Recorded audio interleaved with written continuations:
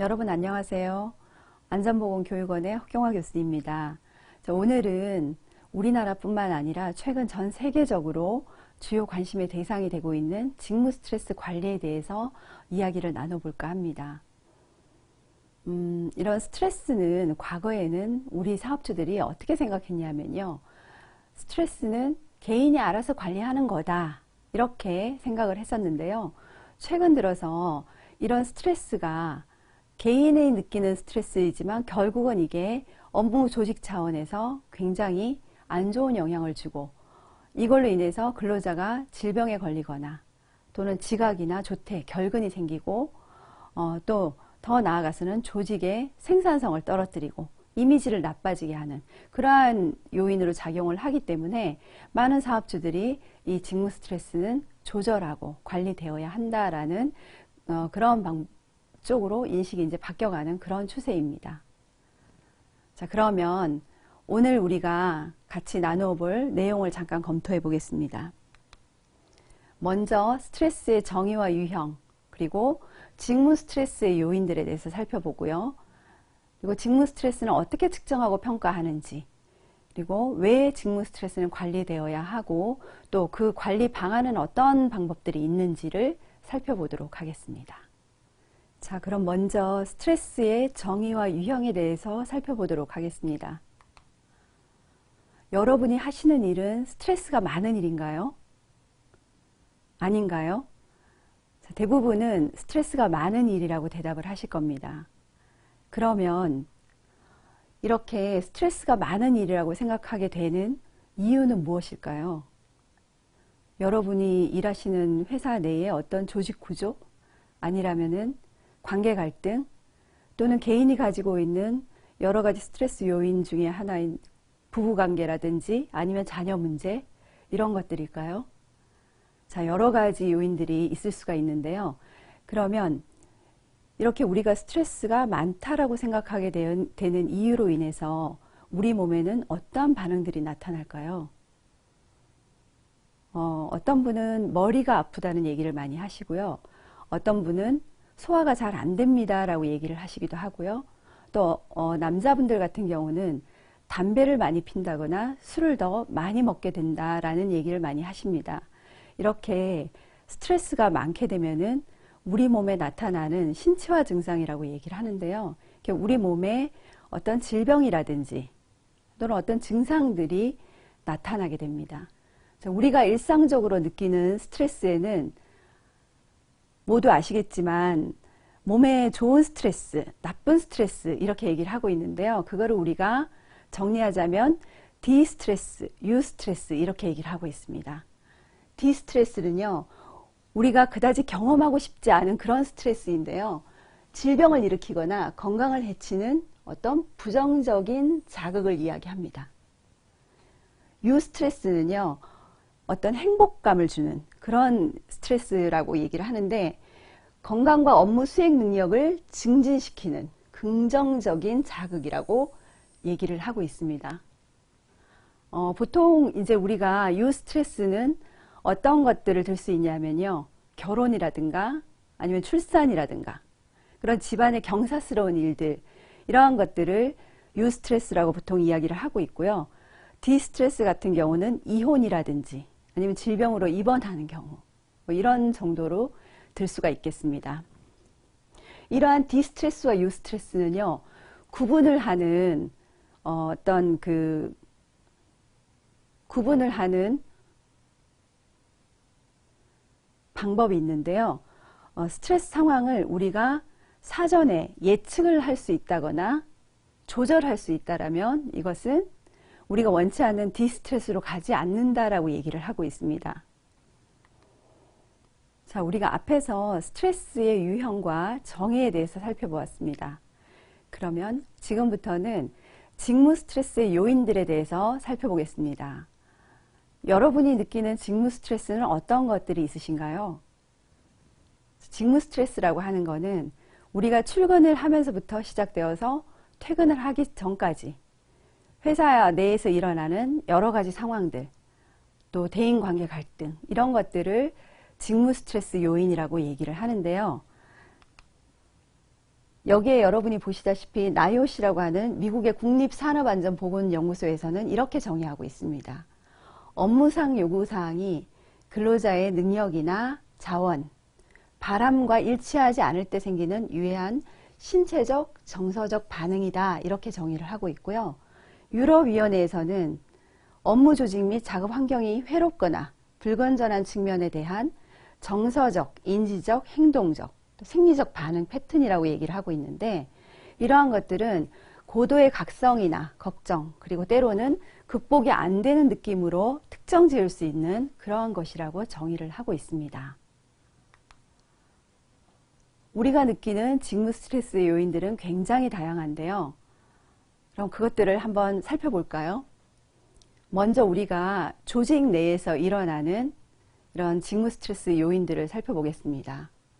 조직 내에서는 우리가 업무를 하면서 의사소통이 잘 안 되는 상황이 많이 발생을 하죠. 이런 부적절한 의사소통이라든지 또 윗사람과 아랫사람, 또 동료들과의 갈등, 이런 것들을 얘기를 할 수가 있겠고요.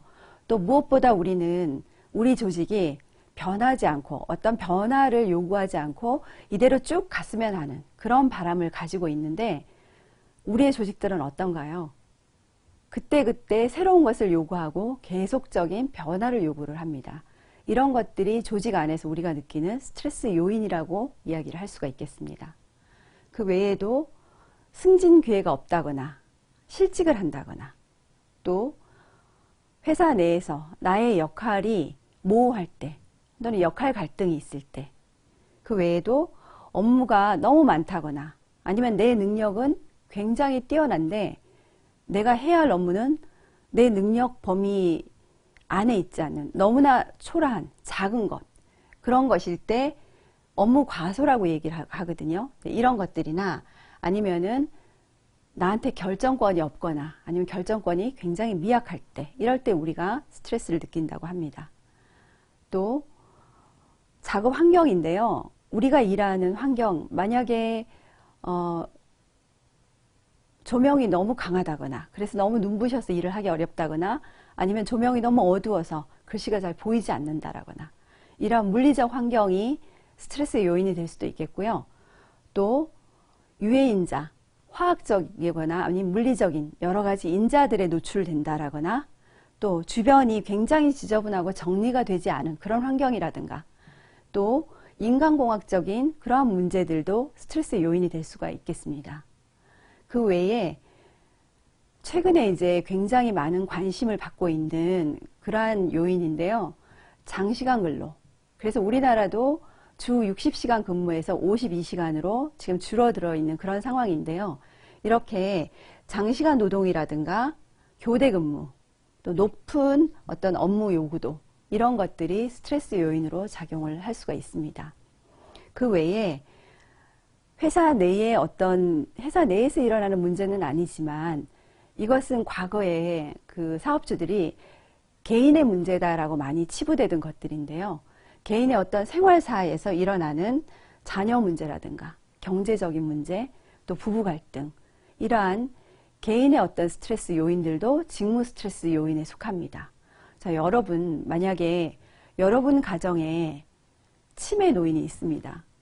이 치매 노인을 내가 밤사이 계속 간호를 하고 돌보고 또 출근을 하고 회사에서 일을 하면서 이 치매 노인에 대해서 우리가 생각을 싹 지워버리고 걱정을 하지 않고 회사 일에만 몰두할 수가 있으신가요? 아마 그렇게 할 수 있다라는 분도 계시겠지만, 대부분의 분들은 그 걱정거리를 머릿속에 가지고 있는 채로 업무에 임하시게 될 것입니다. 그렇게 된다라고 하면은 우리가 그 걱정을 하는 동안에 자칫 생산 라인에서 계속적으로 반복적으로 돌아가는 장비를 이용해서 업무를 하시는 경우는 자칫하다 보면은 물품을 놓칠 수도 있겠고요. 또 거기에서 크게는 산업재해로 이어지는 대형 사고를 경험할 수 있는 그런 아찔한 상황까지 초래가 될 수 있습니다. 그래서 이 개인의 생활사이지만 회사에 나와서도 계속 연결되는, 그 걱정거리가 연결되는 이러한 것들은 우리가 직무 스트레스 요인으로 이야기를 하고 있습니다. 자, 그럼 앞에서 우리가 직무 스트레스의 요인에 대해서 살펴보았는데요. 이러한 직무 스트레스의 요인이나 또 그로 인해서 나타나는 반응을 평가할 수 있는 여러 가지 측정 평가 방법이 있습니다. 그 측정과 평가 방법들을 살펴보도록 하겠습니다. 우리가 직무 스트레스를 측정한다라고 하면은 대부분의 그 회사들에서 어떻게 하고 계시냐면요. 한국인 직무 스트레스 측정 도구인 KOSS라는 이 설문 도구를 가지고 측정하고 평가하시는 이런 경향을 보실 수가 있습니다. 그러나 직무 스트레스를 측정하고 평가한다라는 것은 원인뿐이 아니라 반응이라든지 또 중재 요인에 대한 평가도 같이 이루어져야 정확한 평가를 했다라고 얘기를 할 수가 있겠습니다. 조금 더 자세히 살펴보면요. 우선은 직무 스트레스를 측정하실 때 직접 사람들을 만나서 이야기를 나눠보고 이야기를 듣는 면접 방법을 사용하시는 게 좋습니다. 우리가 그 회사 내에서 주어진 시간 안에 근로자들을 만나러 다니고 또 만나서 개개인으로 얘기를 또 듣고 이런 상황이 쉽지만은 않습니다만 좀 더 효과적인 직무 스트레스 관리를 위해서는 면접과 관찰 방법을 사용하시는 게 좋습니다. 그리고 또 양적인 방법으로 설문지를 사용하는 평가 방법이 있는데요. 여기에는 아까 앞에서도 제가 요인에 대해서 말씀을 드릴 때도 직무 스트레스의 세 가지 측면을 말씀을 드렸는데 첫 번째가 원인, 두 번째가 반응, 세 번째가 중재 요인이라고 말씀을 드렸습니다. 역시 평가 방법도 마찬가지로 이렇게 원인을 평가하는 도구가 있고요. 또 그 결과를 평가하는 도구들이 있습니다. 또 중재 요인을 평가하는 이런 설문 도구들이 있습니다. 이런 것들을 가지고 골고루 평가를 해 보셔야 고위험군도 발견을 할 수가 있고요. 어떤 직무 스트레스 요인이 우리 근로자들한테 악영향을 미치는지 그런 것들도 확인해 보실 수가 있겠습니다. 그래서 양적인 방법, 이 양적인 방법, 설문지를 이용하는 방법은요, 스트레스를 점수화하는 이런 정량적인 평가 방법인데요. 이렇게 정량적인 평가를 하게 되면은 어떤 부분이 더 높은 스트레스 요인으로 작용을 하고 또 그로 인해서 이 사람이 느끼는 스트레스 정도는 어느 정도인지 또 이러한 스트레스가 원인이 반응까지 이어지지 않도록 중재하는 요인, 중재 요인들은 얼마나 많이 이 사람이 가지고 있는지 그러한 것들을 우리가 측정해 보실 수가 있는 것이죠. 그리고 또 복합적인 방법으로 생물학적인 지표를 이용해서 측정하는 방법이 있는데요. 여기에는 우리가 대표적인 스트레스 호르몬으로 알고 있는 코티졸이라든가 도파민 이런 물질을 측정하는 방법이 있고요. 또 24시간 혈압을 관찰을 해서 혈압의 어떤 변동폭을 이용해서 측정하는 방법이 있습니다. 그 외에도 교감신경계의 활성화 정도를 보는 이 심박동수 변이 검사 이러한 것들이 스트레스 검사 방법이 되겠습니다. 그러면 직무 스트레스의 관리의 필요성에 대해서 알아보겠습니다. 왜 직무 스트레스는 관리하지 않으면 안 되는 건지 보겠습니다. 먼저 직무 스트레스가 업무 조직 차원에서 미치는 영향을 좀 살펴보실 텐데요. 우리가 이렇게 조직 안에 직무 스트레스가 높을 때 일어나는 여러 가지 변화들을 좀 보실 텐데요. 보시면 여기에 조직 철회라고 나와 있는데요. 이건 뭐냐면은 근로자가 어떤 결근을 한다거나 아니면 파업을 한다거나 또는 지각 조퇴를 한다거나 심지어 이제 직장을 옮기는 이직까지 할 수 있는 이런 상황들인데요. 이런 조직 철회라든가 아니면은 안전사고가 난다거나 이게 이제 중대산업재해로 이어진다거나 또 해고, 지각, 병가, 그 다음에 조직 분위기가 악화된다라거나 심지어 이제 조직 내에서 어떤 폭력행위 이런 것들이 일어날 수도 있고요. 결국은 이런 것들로 인해서 회사로서는 어떤 손실이 초래되는 거라고 볼 수가 있죠. 그리고 이게 나가서는 생산성이 떨어지면서 또 조직의 이미지가 굉장히 나빠지는 그러한 결과를 초래할 수가 있겠습니다. 반면에 스트레스가 낮은 조직에는 어떠한 일이 생기는지 한번 보실까요? 우리 조직이 스트레스가 굉장히 낮고 좀 좋은 조직이다. 그렇다라고 하면은 우선 조직원들이 애사심과 충성심 이런 것들이 강화된다라고 얘기를 하고 있습니다. 그래서 결국은 조직 몰입도가 더 좋아지고 또 생산성이 증가되겠고요. 그다음에 노사관계도 좋아지고 이러한 결과들은 결국은 어떤 회사의 이미지가 좋아지는 이러한 그까지 연결이 된다라고 얘기를 할 수가 있겠습니다. 직무와 관련된 과도한 스트레스는요, 어떤 개인의 삶의 만족도를 떨어뜨리고 건강에 부정적인 영향을 주는 거, 우리가 여기까지 많이 생각을 하시게 되는데요. 결국은 이것이 직무 동기를 낮추고 실수와 사고를 증가시켜서 결국은 조직의 어떤 효율성과 생산성을 감소시키는 이런 결과까지 초래할 수 있다라고 얘기를 하고 있습니다. 그래서 직무 스트레스는 조직 안에서 관리가 되고 조절되어야 하는 것이다. 이렇게 얘기를 하고 있습니다. 자, 앞에서 우리가 직무 스트레스는 왜 관리되어야 하는지, 왜 조절해야 하는지 그러한 필요성들을 살펴보았습니다. 그러면 이제는 본격적으로 이 스트레스를 어떻게 관리해야 효율적으로 관리를 할 수 있는지 그런 관리 방안들을 살펴보고자 합니다. 직무 스트레스 관리에 있어서 가장 핵심이자 가장 중요한 건요, 스트레스의 원인을 제거하는 것입니다. 자, 여러분의 스트레스의 원인이 만약에 나는 급여가 많았으면 좋겠다. 근데 지금 급여가 너무 작아. 그래서 나는 스트레스를 많이 느끼고 있어. 라고 한다면 가장 좋은 방법은 우리의 CEO가 내 급여를 내가 원하는 만큼 올려주는 거. 그럼 어때요? 스트레스의 원인이 제거된 거예요. 가장 좋죠. 그럼 더 이상 이 스트레스 상황에 대해서 얘기할 필요가 없어집니다. 그래서 극단적인 예이지만 이렇게 스트레스의 원인을 제거하려는 노력, 이게 가장 먼저 우선되어야 하고요. 또 하나의 방법은 개인의 어떤 대응 전략에 초점을 두는 방향인데요. 그동안 아마 여러분들이 많이 경험을 하셨을 거예요. 명상이라든가 이완요법, 자, 심호흡 해보세요. 뭐 이런 것도 있고요. 또 요즘은 그 마음챙김 훈련, 뭐 이런 것들도 있습니다. 어떤 분은 요가 수련을 하는 분도 있고요. 이런 다양한 방법들이 개인의 어떤 대응 전략에 초점을 맞춘 그런 관리 방안이 되겠습니다.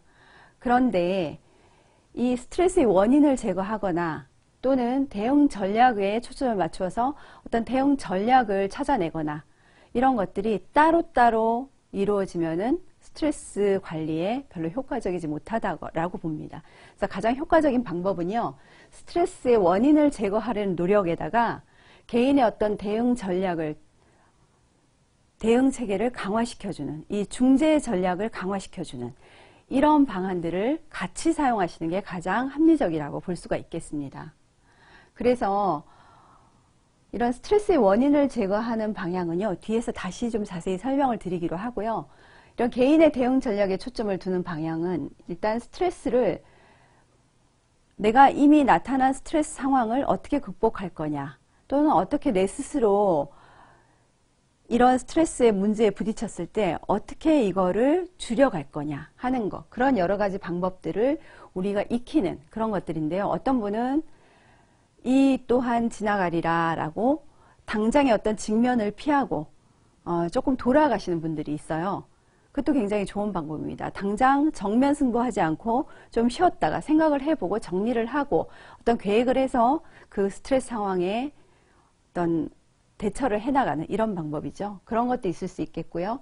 또 가장 많이 사용하는 게 이런 명상법이라 이완훈련, 또 인지행동치료, 마음챙김 훈련, 이런 것들이 대표적으로 개인의 대응 전략에 초점을 두는 이런 스트레스 관리 방안이라고 볼 수가 있겠습니다. 그 외에도 이런 개인의 어떤 측면에서의 스트레스 관리를 위해서는요, 이 근로자 지원 프로그램, EAP 프로그램을 많이 사용하고 있는데, 이런 EAP는 Employee Assistance 프로그램이라고 해서요, 이미 유럽이나 미국이나 일본 같은 국가들은 대부분의 회사들이 이런 EAP 프로그램을 사용하고 있습니다. 이런 EAP 프로그램의 내용은요, 개인의 어떤 일반적인 상담이라든지 아니면은 여기는 지금 일방 상담이라고 되어 있는데 요거는 일방이 아니고 일반 상담, 일반적인 상담 내용이 되겠습니다. 일반 상담이고, 또 이제 법률적인 문제라든가 생활과 관련된 여러 가지 서비스, 또 위기 사건에 대해서 어떤 개입하는 이런 여러 가지 그 서비스들이 제공이 되는데요. 이것은 사업주와 이 EAP를 전문으로 하는 기관과 협약을 맺습니다. 그래서 근로자 어떤 개인이 드러나지 않게 비밀을 유지하겠다라는 약속을 하고 사업주에게는 어떤 식으로 보고가 되냐면요. 이번 달에는 법률 상담 1건, 위기 상담 1건 이런 식으로 이렇게 했습니다 라고만 보고되는, 그래서 개인은 철저히 노출이 되지 않게 하는 그런 방법인데요. 그래서 미국이나 유럽에서는 굉장히 효과적이면서도 굉장히 좋은 프로그램으로 인지가 되고 있는 그런 프로그램입니다. 우리나라에서도 벤처기업이라든지 대규모 사업장들은 이러한 EAP 프로그램을 많이 사용하고 있는 그런 추세에 있습니다. 그래서 이런 EAP 프로그램은요, 이렇게 사업주가 이 EAP 프로그램을 전문으로 제공하는 업체와 그러니까 협약을 맺어서 비용을 사업주가 지불하는 이런 방식입니다. 근데 이제 단점이 있다면은 비용이 조금 비싸다라는 거, 아직은. 그런 단점이 좀 있겠고요. 그렇지만 어떤 그 직무 만족이나 생산성에 부정적으로 영향을 줄 수 있는 여러 가지 문제들을 근로자가 전문가의 도움을 받아서 잘 극복할 수 있게 도와주는 그런 효과적인 프로그램이라고 보시면 되겠습니다.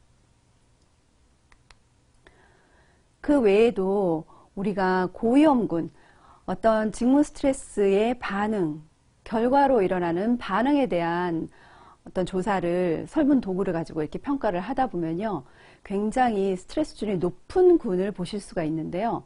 그런 사람들이나 아니면은 산재 사고가 발생을 했을 때 그 사고를 직접 경험한 근로자나 아니면 목격한 근로자, 이런 분들은 트라우마에 시달릴 수 있습니다. 그런 사람들, 이러한 고위험군에 대해서 어떤 중재하는 방안들도 있는데요. 이러한 분들은 우리 회사 내에 상담실이 있다라고 하면은 그 상담실을 개인의 어떤 비밀이 지켜지는 범위 안에서 이용할 수 있게 해주는 것도 좋은 방법 중에 하나이고요. 그 외에 이런 외부의 어떤 임상심리사나 필요할 때는 정신과 치료도 받을 수 있도록 연결해주는 이런 프로그램도 갖추는 것이 좋습니다. 그런데 이런 프로그램을 효과적으로 잘 사용하고 또 잘 제공하기 위해서 우리 보험관리자들이 가장 중요하게 생각하고 또 갖춰 놓아야 하는 것이, 이런 우리가 질병에 걸렸을 때 우리 회사와 협약한 어떤 병원에 이러이러한 절차를 거쳐서 갈 수 있다라고 이렇게 보통은 그런 플로우를 정해 놓는데요. 이런 직무 스트레스 상황에서도 이런 고위험군에 대해서는 이런 흐름도를 하나 만드셔가지고 그거를 근로자들이 알 수 있게끔, 내가 스트레스 수준이 높거나 아니면은 어떤 사고를 당해서 정신적으로 굉장히 충격을 받았을 때 이용할 수 있는 이런 기관이 있다라는 거를, 그 절차를 통해서 갈 수 있다라는 걸 알려주시는 거, 이것도 굉장히 중요한 어떤 방안이라고 할 수가 있겠습니다. 자, 여기서 참고사항 하나 말씀드리면요. 현재 상시 근로자 수 300인 미만 중소기업 소속 근로자는 근로복지넷을 통해서 무료로 이렇게 서비스 신청을 하시면요, 개인 상담이라든가 아니면 기업 상담 이런 것들을 받을 수 있는 그런 시스템이 국가적인 차원에서 만들어져 있습니다. 그래서 이런 서비스를 참고로 이용해 보시는 것도 좋을 것 같습니다. 자, 직무 스트레스 관리 방안을 정리를 하면요, 앞에서 말씀드린 것들을 정리하면 이렇습니다.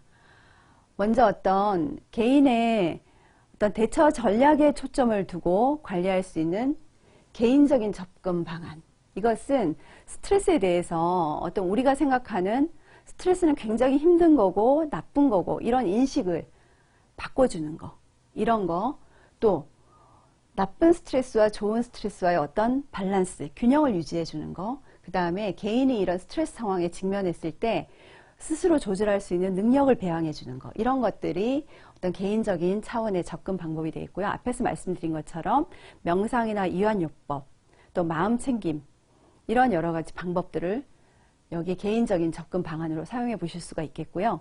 조직 차원에서 이런 접근 방안은요, 이 조직적인 변화를 유도하는 방법이라고 얘기를 할 수 있는데, 우리가 앞에서도 설명드렸다시피 직무 스트레스가 높은 근로자가 많은 집단에서는 사고가 많이 나고 또 그로 인해서 비용이 많이 지출되는, 결국은 사업주가 굉장히 손실을 보는 이런 결과를 초래할 수가 있습니다.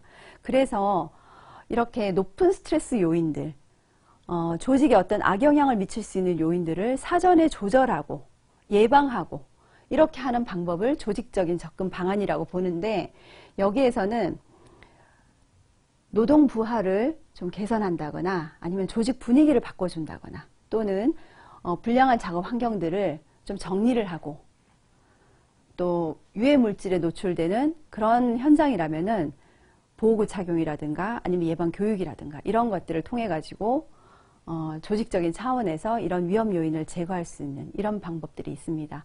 아까도 제가 잠깐 말씀을 드렸는데, 위험성 평가 툴에 기반해서 직무 스트레스를 관리할 수 있다라고 말씀드렸는데요.